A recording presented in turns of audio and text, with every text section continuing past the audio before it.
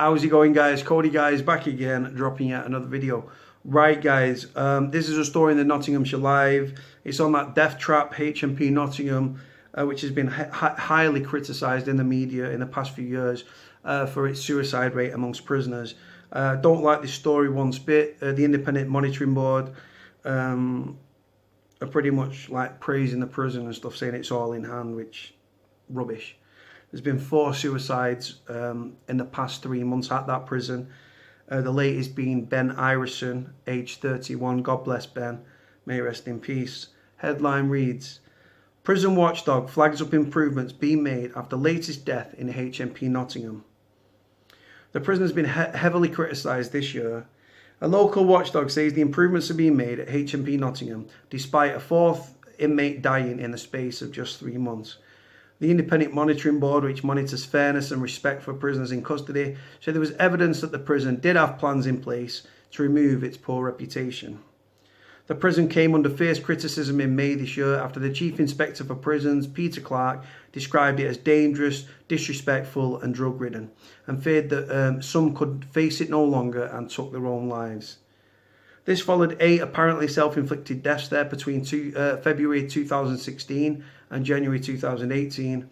Mr. Clark invoked the first ever use of a new urgent notification protocol following the findings of the inspection, which required the Secretary of State for Justice to take personal responsibility for improving the jail. It is not yet known what has caused the 4 recent deaths, as inquests have not been held, but the latest to pass away was Ben Ireson, 31, who died at the Perry Road prison on Thursday, December the 13th.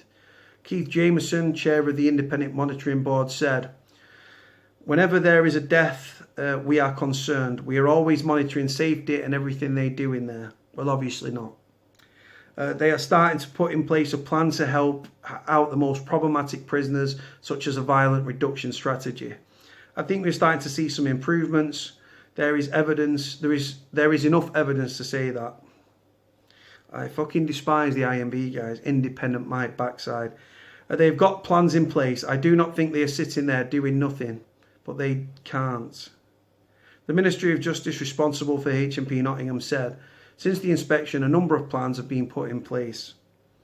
A dedicated head of substance misuse has been recruited to ensure a drug strategy is delivered. Well, why would drugs have been problems in prisons forever, so why have they not already had a drug strategy in place? There's also been a review on the first night procedure for prisoners that have just arrived, especially those deemed as vulnerable. Obviously, those first few days in prison and first few hours and few days are when most prisoners seek to take their own lives, in that first 24, 48 hours. God bless prisoners that have taken their own life in that way. There's also been further training around violence management. A spokeswoman for the Ministry of Justice said since the inspection in January, we've introduced a number of measures to improve safety at HMP Nottingham. We've given our care and custody managers new training and have recruited 4 new substance misuse specialists to provide greater support for prisoners tackling drug use. The Howard League for Penal Reform even said it awaits the next official inspection of the prison before commenting any further. Now, I don't like the IMB, don't really rate them at all. I don't class them as independent. I'm more inclined to go with the HMIP, Her Majesty's Inspector of Prisons, guys. Ben Ireson, I did a vlog on Ben's tragic passing. I think on the day that he actually died. God bless Ben Ireson, may he rest in peace. I did a vlog. His former partner, who actually had him on charges, hence why he ended up being remanded into custody, she commented on the vlog saying you shouldn't do vlogs on prisoners you don't know nothing about. I wasn't bothered about his charges. I was bothered about the fact he'd taken his own life. We also messaged on Facebook. She gave me a number and I spoke to her on the phone for a few hours. Ben tragically took his own life in the prison by way of hanging. He was found unresponsive in his cell. His ex-girlfriend at the time was very numb, didn't know what to think because she was angry at him for what he'd done to her, and also gutted that he'd taken his own life. She actually stated that suicide was the coward's way out. Now, I had to correct her straight away. My uncle took his own life shortly after leaving Armley prison when I was just 2.5 years old. That was, what, 33 years ago. So yeah, it's not a coward's way out at all. It takes a lot of balls to go through with a suicide attempt. Some people slash up and they're on the buzzer and it's a cry for help. Others threaten to slash up. Ben Ireson didn't say anything to anybody and he strung up, hung himself. God bless Ben Ireson, may he rest in peace. My thoughts and prayers are with your family. But saying that, this is a man that grew up in care. He was put in care at a very young age, guys. And yeah, I'm not going to divulge Ben's full story, but like I say, a lot of videos, before offenders were ever offenders, they was first victims, growing up in care, sexually abused, physically abused, born into domestic abuse relationships, domestic violence relationships. Just, yeah, like I say, sexually abused, physically abused, emotionally abused, care leavers, put in care, do you know what I mean? There's so many things that go on. Before offenders were ever offenders, they was first victims. And Ben slotted straight into that. God bless him. May rest in peace. 31 years old, didn't want to live anymore. Was relying on cannabis. He used cannabis. Now, with drugs and stuff like that, some people say, oh, people choose to take drugs. That is a choice, but normally that choice stems from a traumatic event in their childhood or in their life, and the drugs used as a coping mechanism, whether that be strong class A drugs or whether that be a natural thing like cannabis. He was in prison for domestic abuse, threats and stuff like that, putting knives to people's throats, to his ex-girlfriend's throat and stuff like that. Very troubled young man. Don't vindicate his crimes in any which way, absolutely not. But the fact is, a 31-year-old man saw fit to take his own life in prison. If he wasn't remanded into custody, would he still be alive? Highly likely, yeah. But obviously, hindsight's a great thing. Too many prisoners are leaving prisons in body bags. He'd been in the prison for 2 months. Yeah, he was in a 2.5-month relationship. He very jealous, very possessive, stuff like that. Scared of losing her.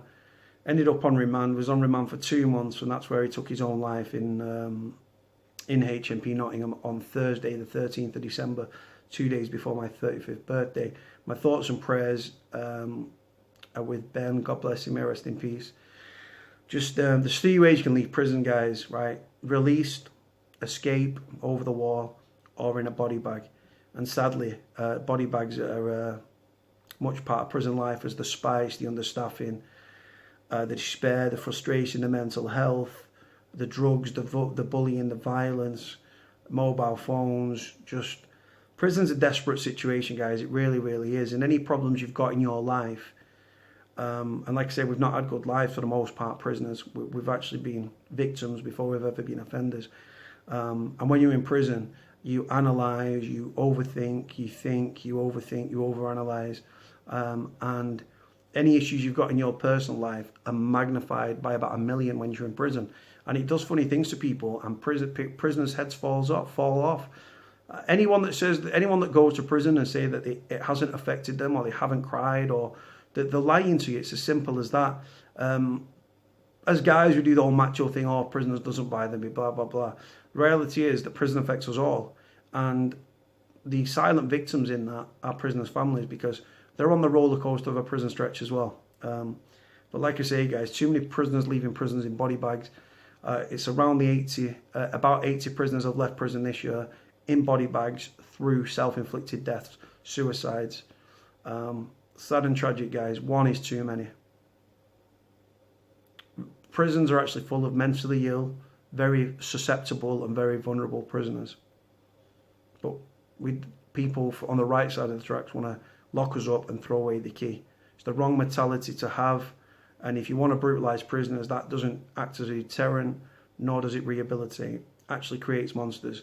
Succeeds only in making you dehumanised, demoralised, desensitised, and even more disenfranchised than when you enter the system.